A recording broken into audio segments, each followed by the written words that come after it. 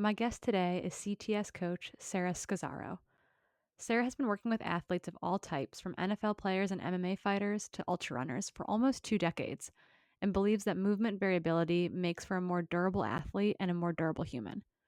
When she's not working with athletes, she's wrangling her 3 cats, who somehow surprisingly did a really good job of staying quiet throughout our interview today.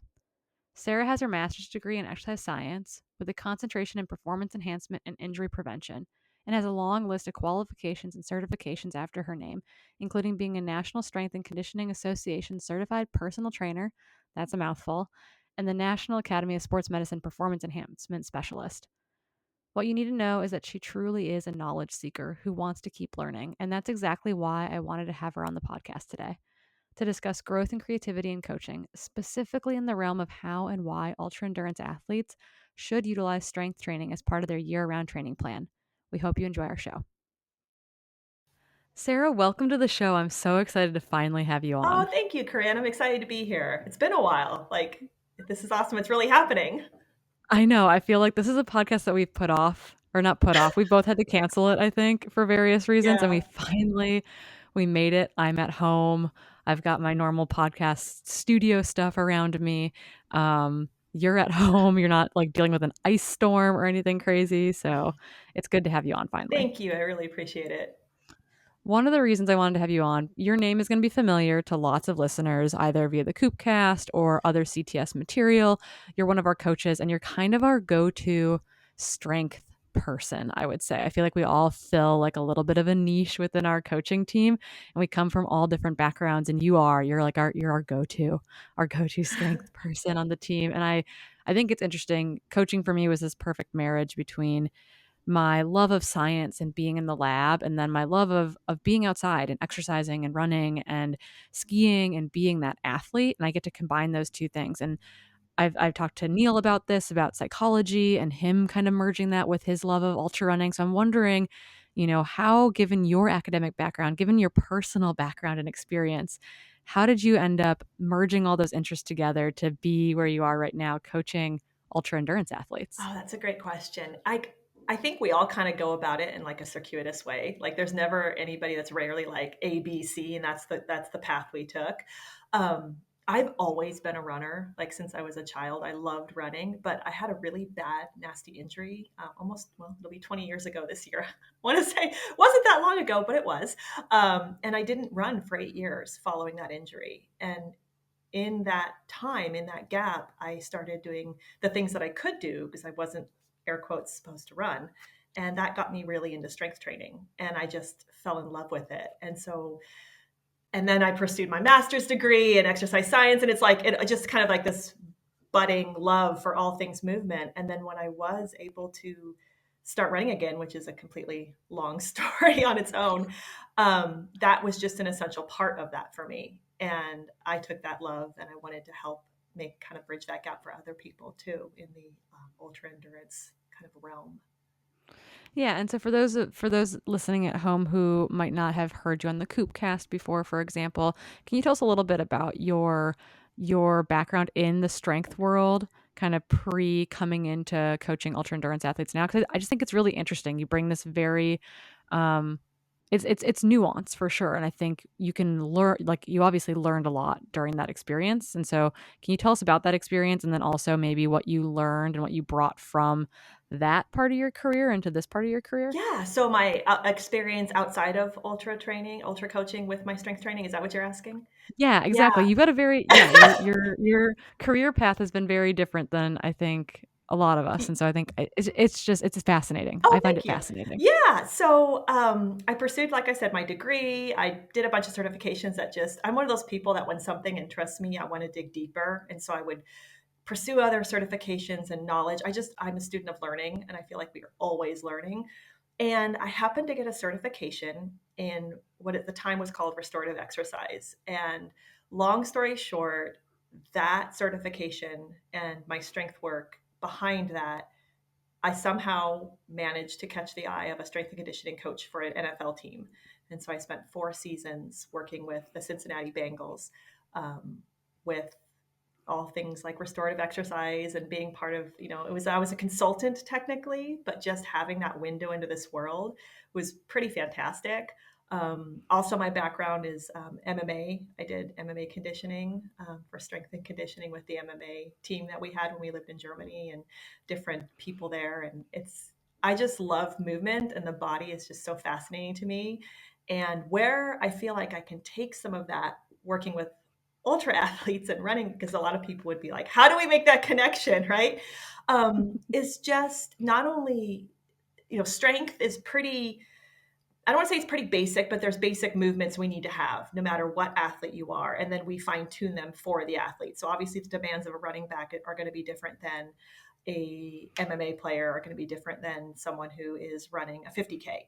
But how those puzzles and the problem solving to figure that out for each athlete, I think made me a richer coach, because of being able to see different people from all different backgrounds and learn about what works best for different populations, and just having an insight to different athlete types. Yeah, that like we are a summation of all of our previous experiences. And so I just think that's really cool. I think a lot of us kind of stick in our narrow tracks. Maybe we've worked with other endurance sports, but having that background either in collegiate sports or in professional sports that's so different from, what we do day in and day out now, I think provides a lot of insight into the fact that, yeah, they are individual athletes and every sport has its unique and individual demands, but we can still break that down to its like simplest parts as far as what strength do they need, what mobility do they need, what aerobic conditioning do they need, to answer those puzzle pieces. So that's really cool. I love that. Oh, thank I'm you. a Yeah. little bit jealous. Some people would. It's funny though, because when I got into ultra running and ultra coaching, I almost felt like my track was a little too wide, right? Because I didn't fit into the normal kind of stereotype. But I found for me, it's just been a really good fit, and really authentic to who I am and how I coach. So I take it as an asset versus a not being focused enough type of Yeah, I think perspective. I think it's an asset for sure. I mean, I've shared a weight room with, the US bobsled team and the US luge team and all these kind of odd sports sandwiched in there together, and we're doing similar but different things in there. And so I think it's kind of cool to get to see the inner workings of other athletic programs and then it's like traveling the world, right? You get to take what you like from other cultures and kind of apply it to yourself at home, and get to take what you like from other sports and apply it to the sport that you're working in. So I think that's So I think that has a lot of value. perfect analogy. I love that. I'm going to use that. That's a Yes. good one. Yes. You're like, I'm putting that on the resume. This is how I'm selling myself Taking moving notes forward. frantically. Okay. So moving from there, I think, how I want to, talk about what we brought you on today, right? People are like, ooh, strength, interesting. Ooh, strength and ultra endurance athletes, very interesting. But as we've had this conversation before, we've had this conversation within our coaching group, you've had this conversation with Coop, on the Coopcast. Strength is this term that gets thrown around a lot. And as we just mentioned, strength looks different for different sports and different sports modalities. What does that even mean when an athlete comes to you and says, hey, I need to do strength? I want to do strength. What is strength? What do athletes want? Like, how can we, maybe open our minds or narrow our minds, whichever way it needs to go, to understand what strength means in this context for ultra endurance athletes? Yeah, that's a great question. So I think that question, because you nailed it on the head, is it means something different to so many people. So I might have an athlete come to me and they might be like, I want to do strength training, or I've been doing strength training. And when I ask what that is, or ask what they think it is going to be, depending on the question, it might look completely different than what I had in my mind. So it's that having that, that communication, because what one person might consider strength training, I mean, is somebody else might not. And I think traditionally strength training is using resistance. It's a form of using resistance, for muscular contraction. You're building strength, endurance. It's working on the skeletal muscles, all of those things. Um, but other people, there's a lot that could be lumped into the strength training bucket. So do we consider mobility part of strength training? Do we consider TRX and body weight strength training? Do we consider, so all of these levels? And I like to think anything that is making the body stronger and more durable can fit into that strength training bucket. So maybe my it's a little broad, my road on this, right? But I find there are so many things within that strength training bucket that can benefit people to start saying this is or this isn't, and making maybe judgments on that, when really there's all a place for everything. It's just kind of how we, narrow that down. Does that make sense? Yeah, it's kind of like you don't wanna turn someone off from thinking they're not doing enough so they don't do anything. I've got athletes, right? Or we've all experienced it, where it's like you don't have enough time in your day, and so the training plan says to do 75 minutes of easy running, and you don't have time to do that, and so you don't do anything at all versus, like, getting out for a 30-minute run. I think the same can be applied to strength here, where it's like, just because you only have bands or you only have a kettlebell or you don't have access to a gym or you do have access to a gym or you're too scared to maybe do, quote unquote, like heavier, ballistic Olympic style lifting, doesn't mean that it's not practical or doesn't mean that it doesn't fit into your training plan. Exactly. And I mean, and we could totally get in the nitty gritty and have that debate with people about like, well, this is strength training and this isn't. But you said the exact thing. If somebody comes to me and they're like, I want to do strength training, but I have one kettlebell and a pair of bands, or I only have a stability ball and a pair of bands, I'm not going to be like, well, that's not strength training. I mean, Yeah. because we can form some resistance with that. There are different ways to utilize even very little bit of equipment to get some sort of stimulus that we want for the individual. It just will look different than someone who's got a full out Olympic lifting facility at their fingertips. Yeah, you might have to lift your dog or your cat or your child or I don't know, a gallon, thing of water, but I Yeah, think that there is room for I mean, if I've learned anything from coaching ultra endurance athletes who live in the weirdest locations and who want to do the craziest races, we can get creative. I think that's the big thing here, right? Is that you very. can get creative. You live in Texas, but you're doing UTMB, we can get And creative if you can to get make that creative on happen. the endurance aerobic aspect of things, why can't we do it in the realm of strength training as well? So it's the same kind of mindset. Um, and also, most athletes that I'm getting, and I'm sure you can probably relate to this, are coming to me to become a better ultra runner or obstacle course racer. Or, I get some athletes that are coming for like military selection, Mhm. So for those cases, the last two, strength training is going to be a big part of that. But for most of my 95% of athletes that are like, I want to run my first 100 mile or my first 50, they're not looking to push heavy weights around the gym. So having a Mhm. conversation, I always take the approach of I want to make people strength curious. So I want people to be like, I can do this. This is not going to impede my running. This is palatable. I can do this. It's not a big leap. It's approachable. And I'd rather be from that aspect and get people to recognize the benefits of strength training than make it sound like it's this big scary thing that you have to have all this equipment for, and it's not accessible to you otherwise. Yeah, I think that that's really I love the strength curious. I come from a sports background in which we did a lot of stuff in the weight room, and so I like strength. I Yeah, think that you get athletes like that too who just really like doing strength, and so it's like, absolutely. okay, let's figure out how we incorporate this and how we incorporate it for different parts of your year. And I think that's kind of something that we should talk about here a little bit is that, as you mentioned, strength is a broad bucket. And I think how we've defined it, and I think you helped Jason and I in the writing of the updated strength section of training essentials for ultra running. In edition 1 of the book, we basically said if you want to get better at running, you got to run. Strength is an accessory, like, approach with caution. Yeah, And we got the yellow tape was wrapped around that quite excessively.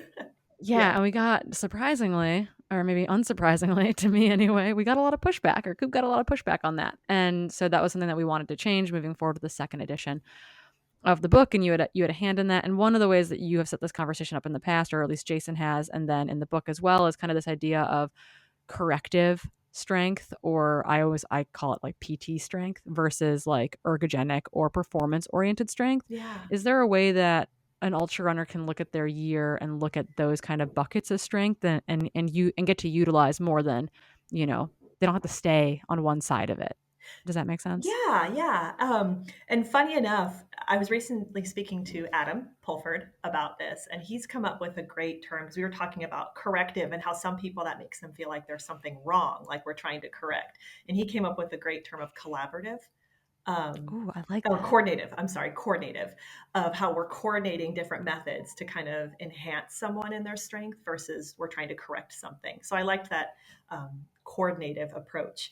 But so yeah, so with strength training, back to your original question, it I look at just like we would look at an athlete in terms of whether we're at like an intensity block or a volume build block, or where we are 6 months out from their A race, 2 months out from their A race. I approach strength training the same way, in the terms of it's not just where we throw one rep and one set, one loading at them and go like, okay, this is it for the rest of the 8 months. Just like you wouldn't have somebody in a volume phase for 9 months, you wouldn't have somebody doing the same type of strength training for 9 months, especially when it comes to a certain type of loading. So I tend to have, I fall into the category of people that I think it's best to work on higher weight, more intense, heavier loading in the beginning of the season. And as we move closer to an event or a race, and something that once your volume is really loading on those legs, we really want to be careful with how much we're throwing at them in the weight room as well. So, Yeah, it's that periodized approach, right? exactly. Akin to, I think it gets confusing for a lot of people because I think we are the reverse of a lot of other endurance sports, in Hmm. part because a lot of endurance sports race much shorter than their training volume, i.e., Nordic skiers are going for 2 or 3 or 4 hour long endurance skis, and their longest race might be 2 hours, maybe. And it's a marathon in the ski realm. Or, you've got track athletes who they're doing long runs of 16, 18, 20 miles, but they might be a steepler or the marathon. And so I think, ultra is this weird reverse of things where for us, really least specific is, yeah, that VO2 max block, those running intervals. I tell so many athletes, like, it's a teeter totter, right? Like, volume and intensity can't be high at the same time. And, strength pairs so well with that. And the type of strength you're doing pairs so well with that. Exactly. And so I trying to encourage that. Yeah, and I use that teeter totter too, where we can't build one and the other at the same time. There's that balance, like the scales. And so agreed with you on, on the strength training, and it just fits a lot of that type of work, that 5x5, that really heavy loading, the velocity, the more explosive.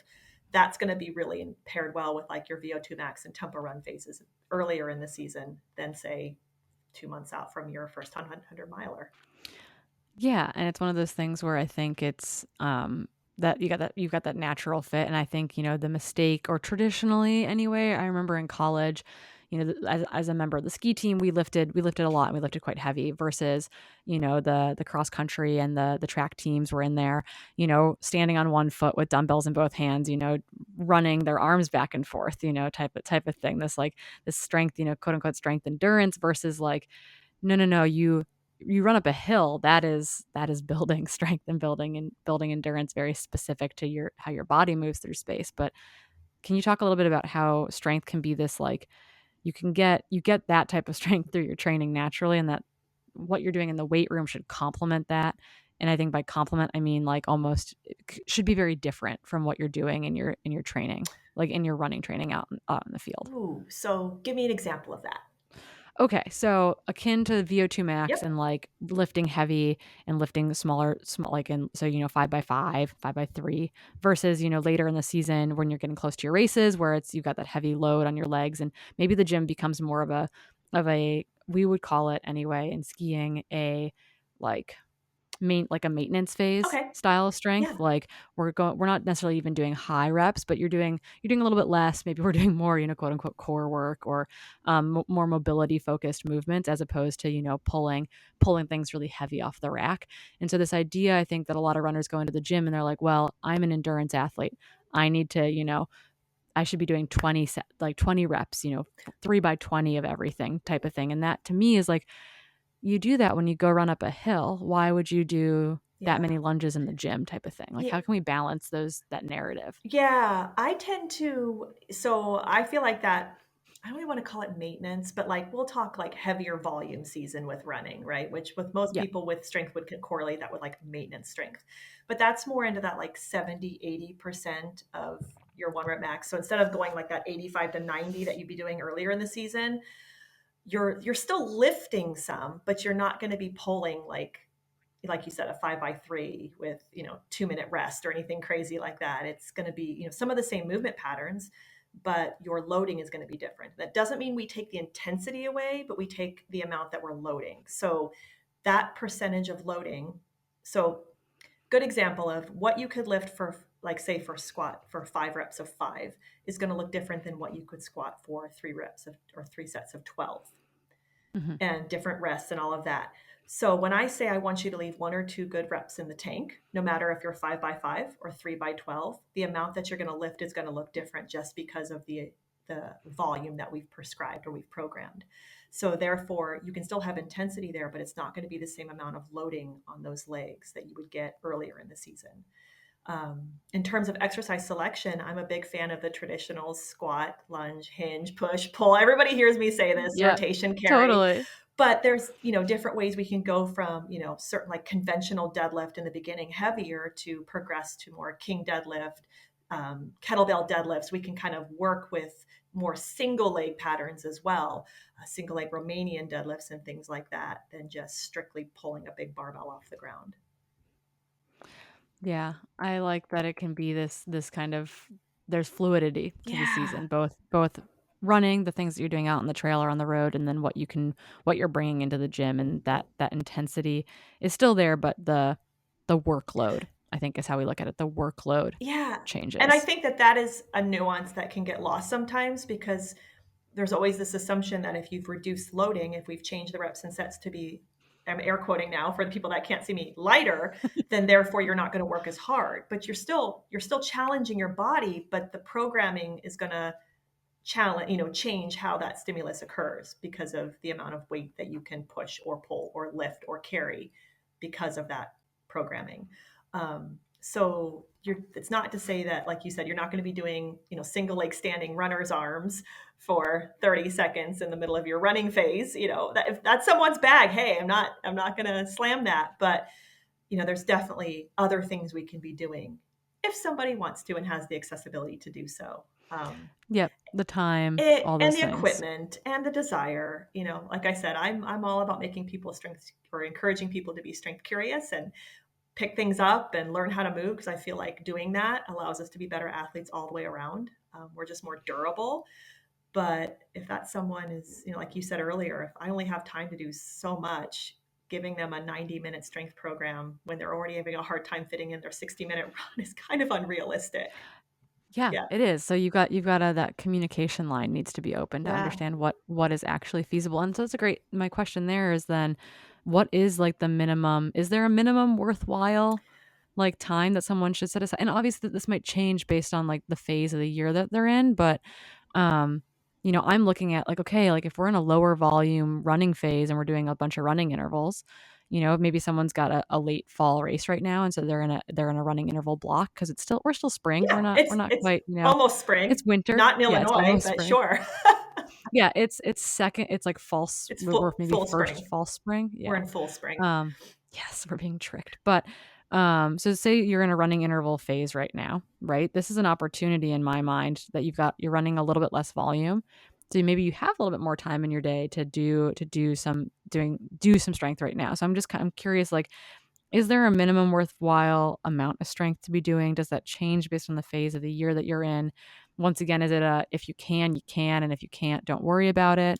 Like, how can an athlete digest that? Because there's an ideal of what we should be doing, and then there's the reality of life. Oh, right? I mean, getting someone set up for a 50-mile training plan, there's an ideal amount of volume we'd like them to hit there, but then there's someone that's working a full-time job and has 4 kids and, this, that, and the other. So, yeah, with strength, I'm always an advocate of, like, anything you can do is better than nothing. We just have to be very, very targeted on what we go to do. So a lot of the accessory work, a lot of the bonus fun, I like to say fun work because this is fun for me. That like that, I mean, I want all the toys, right? I like to do it all.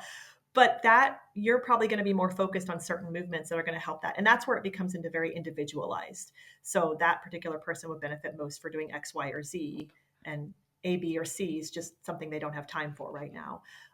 20 to 30 minutes, 2 or 3 times a week can go a long way for most people. especially when the running volume increases. Earlier in the season, like you said, they're not running as much. Maybe they've got more time to lift and they've got 60 minutes 3 to 4 times a week. Go for it if you've got it. Um, but if you don't, I wouldn't say an all or nothing approach applies here. I feel like you can still get some benefit with any little bit of time you've got. Yeah, it's that quality over quantity Yes. approach that I think is so important to stress with most people that I mean, most of the athletes that you and I have on our rosters are busy humans, right? They have busy jobs, they have families, they have these other things that are pulling their time and attention. And I think once again, there's this idealized version of what they should be getting in every week, and then there's the practicality of what they can get in every week, and kind Yeah. of being able to skim off the things that are the mile that might be unnecessary here, and the show muscle exercise that might be unnecessary there, right? Like I know what the you mean fun though. stuff, right? Yeah, like or the repetition, where some people will go in and do, three different chest press exercises and triceps. Like, okay, maybe we just need to do dumbbell presses or push-ups. Just boom. Yeah, And even that, I would always, for most runners, I'm going to be in the push-up camp, especially in yeah, season. I mean, moving your body, being able to press and push and lift your own body, there's a lot of value there. And I yeah. think so many people get caught up in the all or nothing approach, like you said, or that paralysis by analysis of like, well, crap, I don't have time for all this, nor do I have any equipment, so I might as well not even do anything at all. I think is unfortunate because they're missing out on some beneficial work that I think could help them in general, just being a more durable human. We've talked before about, in our coaching calls and with Coop about how, running is going to make you a better runner. So I'm never going to say, oh, strength training is going to make you a better runner. Like running is going to make you a better runner, but strength training can make you a more durable runner. And there's just benefits there, but ultimately you have to prioritize the time that you've got for your training. Yeah, I was just writing and reading a lot about kind of like the aging athlete, and they talk a lot about, I joked in my introduction for this article that I just wrote about every single article of research article I pulled for it had some form of the phrase age related Oh decline God. in the intro, right? Which like very dark sounding, but it's kind of like, yes, like the clock stops for no one type of thing. And as you mentioned, yes, to get better at running, you have to run, but there's this durability component there that you've alluded to. And it's, who knows what percentage, we gain from doing these things. But if one of the things that came up in all these articles was that the biggest thing to prevent decline in endurance performance as we age is the ability to continue to maintain training volume and training intensity. And if you're missing time because you're injured, that is automatically going to decrease your amount of time, like your amount of time to train, the ability to get volume and the ability to get intensity in. And so, in a way, we're not going to quantify it here. That's not a fair question, I think. But what, like, in a way, getting, doing a minimum amount of strength, particularly as we age, which might make it even more important, can if that's preventing you from missing training, in a way, I think that's like maybe one of the bigger benefits in the long run No pun of doing the intended. strength work. No, Oh, yeah, no pun exactly. intended. No, exactly, exactly. So whether we can, quantify that or qualify that of like, if you do strength training 3 times a week for 60 minutes, you will be this percentage less likely to be injured. It's not that so much as that because it makes you more durable and it makes you stronger in general, you're less likely to be injured with like overuse in certain things. I'm not talking about falling and like on a weird like me and breaking your knee, having like a freak accident. Those things happen. But in general, just being more balanced, being stronger, staving off fatigue in the latter stages of events, postural stuff, just all of these things come together that makes you a more robust athlete. Um, yeah. Yeah, and that in the long run, I think has a lot of benefit that's isn't maybe tangible, but is there, Yeah. right? Like it's not like we can't necessarily measure it, but it's there in the ether somewhere. And we feel Um, better. I don't know about you. I just feel better when I strength train, and yeah, I feel stronger. I sleep better. And nobody can, science isn't how I feel. But I feel like most of my athletes that start strength training are like, wow, I feel like I'm snappier when I run. I feel like I'm recovering really well. I feel really good powering up those hills. Now, it's probably a condition of them doing more hill work. Let's be honest. Running hills will make you Yeah. better at running hills. But I don't think that doing lunges and squats in the gym is going to hurt you as long as it's programmed appropriately. And that's Yeah. kind of the flip side of that, is that strength training can make you a more durable athlete and can help with, where we're just talking about, like with the whole injury, overdoing strength training can lead to fatigue and issues, to where then a lot of my newer athletes that come to me and they're like, oh, I tried strength training in the past, but it made me sore and I had to miss too much of my running. There's Yeah. two sides of the coin there. You're like, "That sounds like a programming issue or a time of year issue." So I It guess that's is. a great question though, like, so that sounds like a big mistake. What other mistakes do you see either in athletes that are coming to you at CTS or in, I mean, we watch what's going on out in the wider world of ultra endurance sports too, like, what are some of the common mistakes? Maybe it's programming, maybe it's getting sucked into, I don't know, I love going to a CrossFit gym because I think the community aspect's so strong, and I've got athletes who love doing that style It's of workouts, and fantastic. it's like, but there's a time and a place for it, and it's so what kind of mistakes do you Yeah. see stacking up, be it programming, be it intensity in the gym that we can try to help athletes avoid when they try to approach strength training? Yeah, absolutely. And you're right. Things like CrossFit, the community there for folks, that can't be beat. It really does fulfill a lot of needs for a lot of people, and it's fantastic.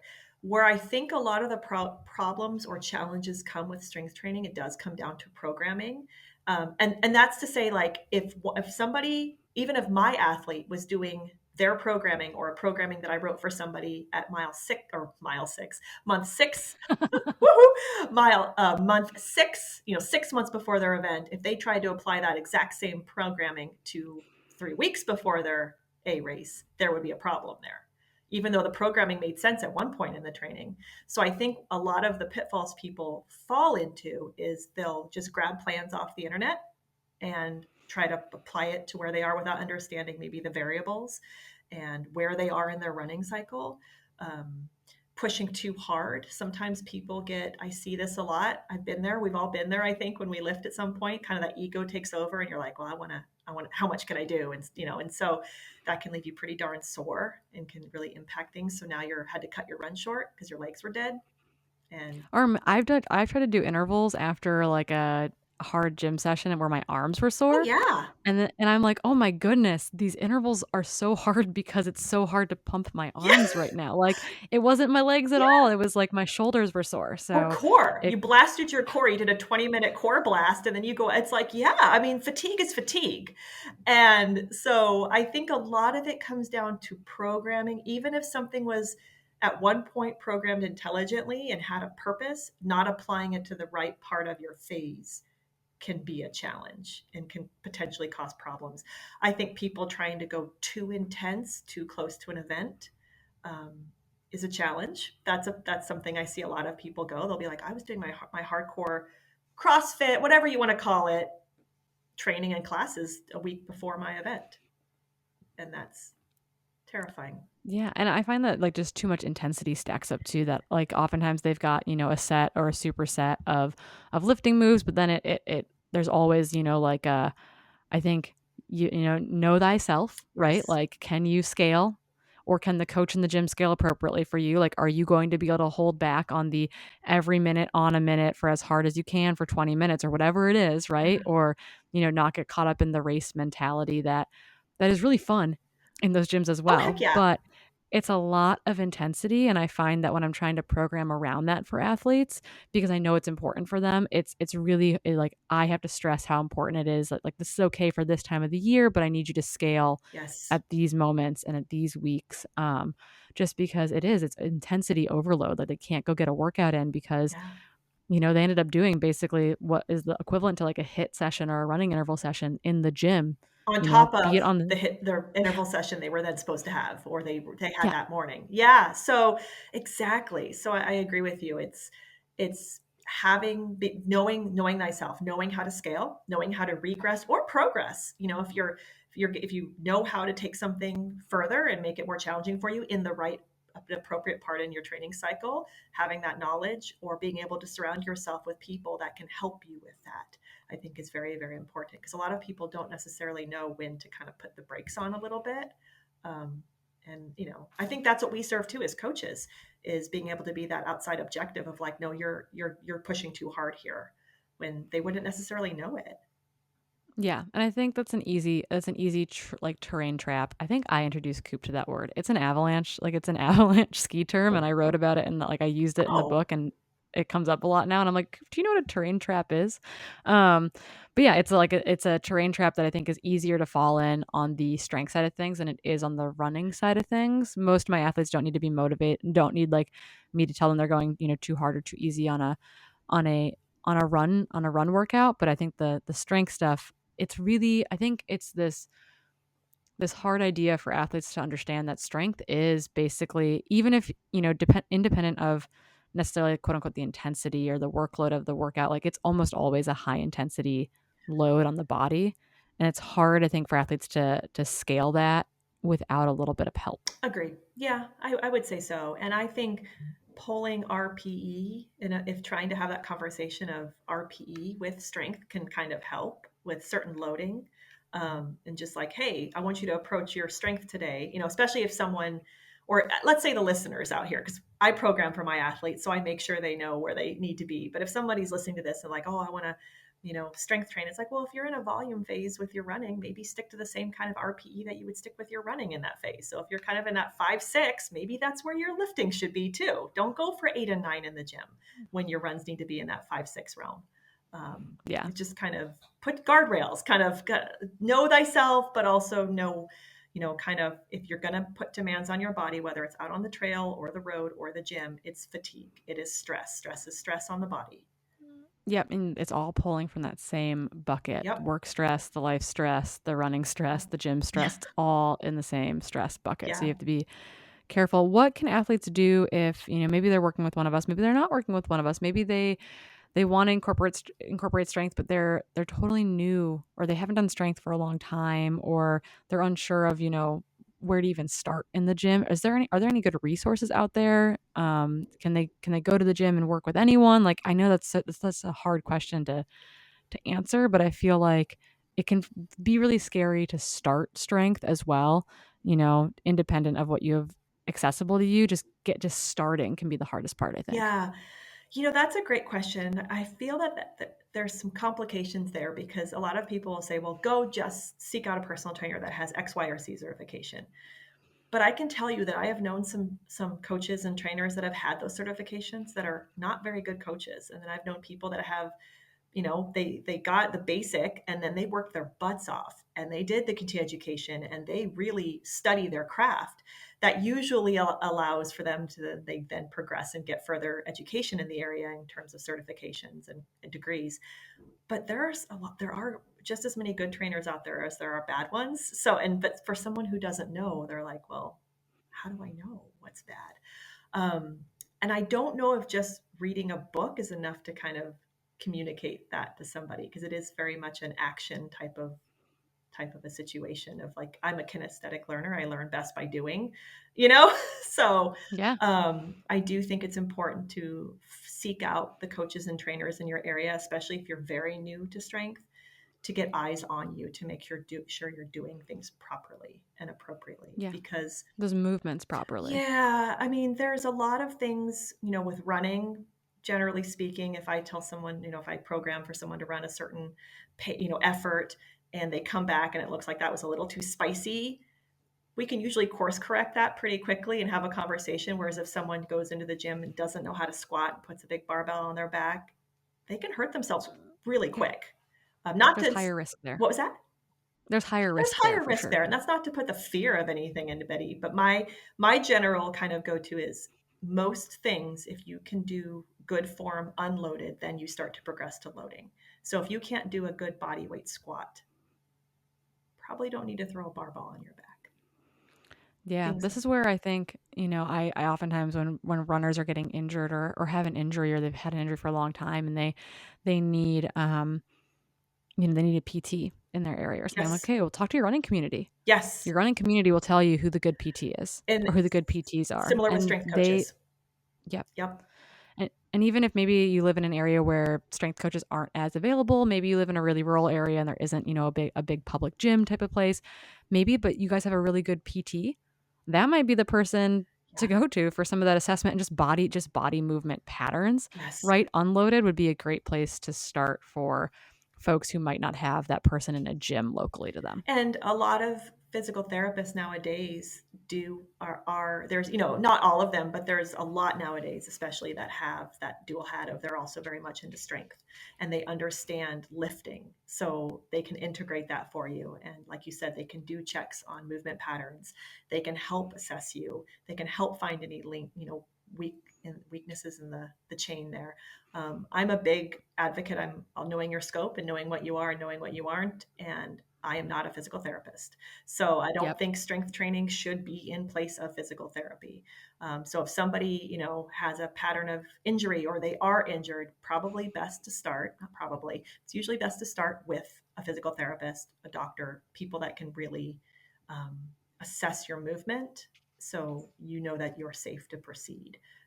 Whereas me programming for somebody who's like, hey, yeah, I'm coming to you, but I've got this problem. It's like, well, I can't diagnose that, nor Yeah. should I. What did your PT say? That's what Exactly. I want to know. Always. What did your PT say? All of my athletes that have come to me either they're working with a PT or they start one once they've been with me, it's having that conversation of like, what is your PT having you doing? What are they seeing? Having those conversations because strength training for general populations is great, but when we start to get to the nuance of it is not physical therapy. And so Yeah. even this, whether you want to call it corrective or coordinative or collaborative, that to kind of shore up any like weaknesses you might have, those are usually best served once you've been released for PT or you're safe to progress with a general lifting program. Yeah, this is our shout out to all the PTs out there. Yes, We see we you. love We you. love you. Yes, We we need you. need I you. know And I think, athletes are like, yeah, this is where my hamstring hurts, and I'm like, what did your PT say? Like, I 100%. can't diagnose you over text either. Yeah, and I do have, physical therapists that I am in contact with that see my athletes, and it's like, we all have this very open circle of communication, and it's like, yeah, so and so has this, or my person comes to me and says, my physical therapist says I'm dealing with this. They want me to focus on these types of exercises. Here are the ones they've given me, Great. or I've written programming. They brought it to their physical therapist. They're like, does this look appropriate? And the physical therapist Yep. can give the green light, like, yep, that is appropriate for where you are in your strength training, but I'm not doing it in place of a physical therapist. That's the key. Yeah.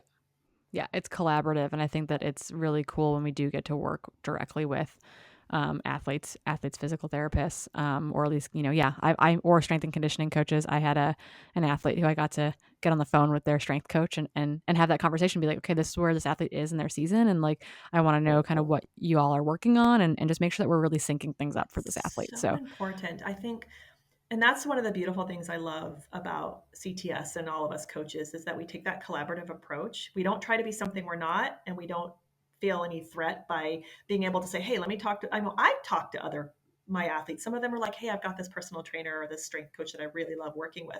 Great, let me talk to them. yeah, And love I'll it. tell them where you are in the season and they can give me feedback. And I don't feel threatened. I think it's fantastic. Like the goal is always what's best for the athlete and how can we help them progress and become a stronger, more durable runner and human. Yeah, So I think that's what it all yeah. comes down to. I asked the athletes like, who's your team? I'm on Yes. your team, but who else is on your team? Do you have a dietitian that you want to work with? Do you have a PT or do you need a PT? Yeah. Do you have a body work person? Whatever it might be, like who is your team? Who am I working with? Because the truth of the matter is that yeah, I can't do everything. I'm not a dietitian. I'm No. not a nutritionist. Like I've done my CSCS, but I'm, like if you've got a strength coach that you like locally who gets to have eyes on you, who gets to see you, 100%. like amen. Take them. Take Absolutely. them. And I tell people that like it is so always somebody that has eyes on you in person is going to be able to coach you better than me on a two-dimensional computer screen. Like 9 times out of 10, as long as they're a good coach, which then, these people are seeing good people, they're going to get more out of that. Even if it's just, I have athletes that I write the programming and they check in with a coach every now and then, like a strength coach at their gym that they I schedule kind like of that. like tune-ins and form checks and things like that. And it's so valuable to have that team. We're all stronger when we've got a good team behind us. Yeah, and I think that that's, that's kind of harkens back to this idea too of like there's no one way to do this. There's no right way, okay, quote unquote, there's no right way. There are right ways to move your body maybe and wrong ways to move your body, but generally speaking, right, like collaboration, creativity, working with what you have, I think is not something to be afraid of when it comes to ultra endurance sports and when it comes to adding strength and mobility and all these things to your training plan within ultra endurance sports. So there's no one way Exactly. to make that work. You can talk to 3 different strength coaches and personal trainers or people in this field, and they'll have a different opinion on how the best way to do something. And it really does come down to the athlete, very athlete specific. So we try to be broad and we try to give general recommendations, but I think that anybody that gets somebody moving and moving well in the gym, in outside and in the gym, is going to be a benefit. It might look slightly different, from one person to the next, but I feel like there's a lot to gain there, and there's just so many benefits that carry over. Yeah. I like to say the best strength training for you is the strength training that you will do, 100%. right? 100%. So if I tell you barbell or nothing, that doesn't help you. I mean, if you don't have a barbell, now if you're a barbell, if you're a totally into that and I tell you like go balance, take a stability ball and do some, bridges, you're probably going to think like, oh, that's weak. But, Yeah. somewhere in between and depending on the person is where the magic lies. Yep. The strength and training and all that stuff and your coaches need to meet you where you're at. And I think that that's So important. a good place to kind of round out this conversation. And what I've been ending all these conversations with, because I just think it's an interesting resource for folks, is this idea of, if people have enjoyed this conversation specifically, if they're like, oh, I'm strength curious now, which is great. We want people to be Strength strength curious. curious. Is there a book or a podcast or content resources that you would recommend they pick up if this isn't a genre of conversation that they're interested in learning more about? Yeah. I'm a real big fan of. I am NSCA certified, which it sounds like you are as well with your CSCS. They put out great information. Their website is a great resource. Studies, the different journals they publish, having a PubMed and being able to look at studies, I think is very important to be able to read so that you're not just reading an article and taking that at face value, but you can dig deeper. There's quite a few strength coaches that I have a lot of respect for that are actually not even necessarily in the running community, but I like to follow people that I find give a lot of value to strength and have pretty good sound principles and exhibit good form. So yeah, I think it's tough to narrow down to like one or two books, but I'm always a big fan of like the NSCA CSCS textbook. You're welcome, It's everybody. good. It's a good It's one. good. It's just solid information. And then Yeah. as I progressed in my journey with, strength training and whatnot, is then you start to find the areas that you want to dig deeper and you just be open to learning.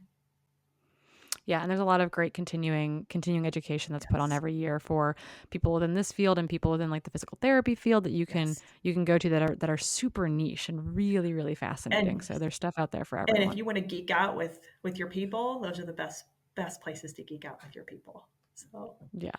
And then my final question that I really have been enjoying asking everyone is what's something that you know now that you wished that you knew when you first either started ultra running in general or that even when you first started coaching? Like obviously we continue to learn. That's I feel like something that we all bring into the CTS, like our coaching collective, is that we are kind of all hungry for knowledge and continuing to learn. And so yeah, I'm wondering if there's anything that you know now that you wish 5 or 10 years ago you had known then. oh, doesn't have to be perfect to make progress. I think that more applies to my own personal life and journey, and just always be curious, especially like with coaching. But um, I wish I had learned. This is so cliche. I wish I had learned to truly appreciate my rest days, and that I dig that. and that more is not better when it comes to strength or running. Running more is not always better. I think that's perfect. I think people will get hopefully that resonates. It resonates with me for sure. you know, I'm reveling in my rest day when right you're now. younger, it's go, go, go. It's that guilt. There was guilt of taking a rest day. And now I'm like, oh, thank you. It's rest Yes. day. I love rest days. Yeah. So, just Perfect. understand that when you put the work in, that the rest days have just as much or more purpose sometimes than some of the actual training days. Is that's so key.